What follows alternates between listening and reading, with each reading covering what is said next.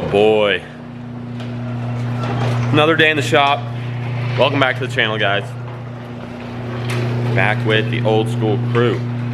So, today, I'm actually doing ball joints on a 3rd gen, but we're not going to video that because I think I've done like 3 videos over that. But it's just work for me, so I've got to do it. I'm going to clean out the garage and get that pulled in here, but that's not what today's video is about. Today's video is about how Gavin's had an awful week. I'm not here to just rant and complain, I guess, but I want to keep you guys filled in on the 1st gen project.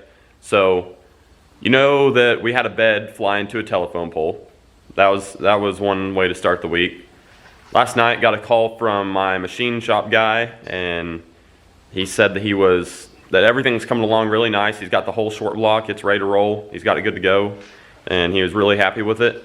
He said, but he went to go disassemble the head and was taking the valve, took valve springs off and took the valves out, and there were 3 cylinders had 3 valves had very, very substantial cracks, and they're not the ones that you can get away with. They're the ones that go all the way to the injector hole. That would probably explain the coolant issue and why we were having a little bit of issues with that. Like the little I ran it, I was noticing a little bit of a issue, and I was like, man, I wonder if the head gasket's bad. And whenever I took the head off, the head gasket looked fine. But I would guess the cracked head would probably explain that. It sucks. So I've got to get a new head. So I got to get a new bed and a new head. I don't know if I'm just going to try and find one off of a parts truck. I think that would really be the easiest route. But finding one and then trusting that it's going to be good. I've got a lot of trust issues now, so I don't know. I think that it being non-intercooled could have something to do with that, and a bunch of short trips back and forth down the road, and it never really getting ran. I also think that could have something to do with it. So I don't know, but that's all I had to really tell you guys is I've got to get a new head. So if you guys have suggestions, drop them below. I can buy a reman head. I can go buy a parts truck head and then have it decked, a valve job done, and have it ported and polished. If somebody wants to give me a bunch of money, I'll go buy a D&J Stage 1 head that flows 220 CFM and has very nice porting by a 5-axis CNC machine. That'd be pretty neat.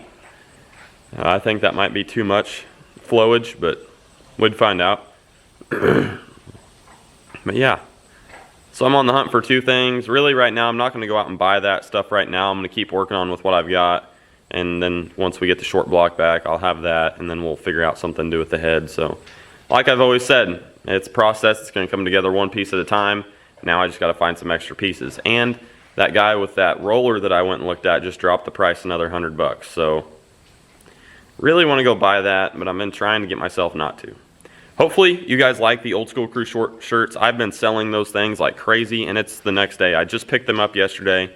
I took like 10 or so to the post office today, and I've got a bunch of others that are called Ford LTN, and I'm getting messages right now about getting some sent out. So that's going to be coming along very good. I'm very happy with the shirts. I finally got to wear one. They're pretty sweet, so I'll be rocking mine at LTN, and if you guys want one, come get you one.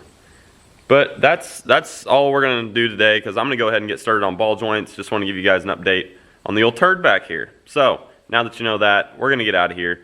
See you guys. Till next time on the old school crew. Hopefully we won't have something else break. Maybe. But we might. Okay.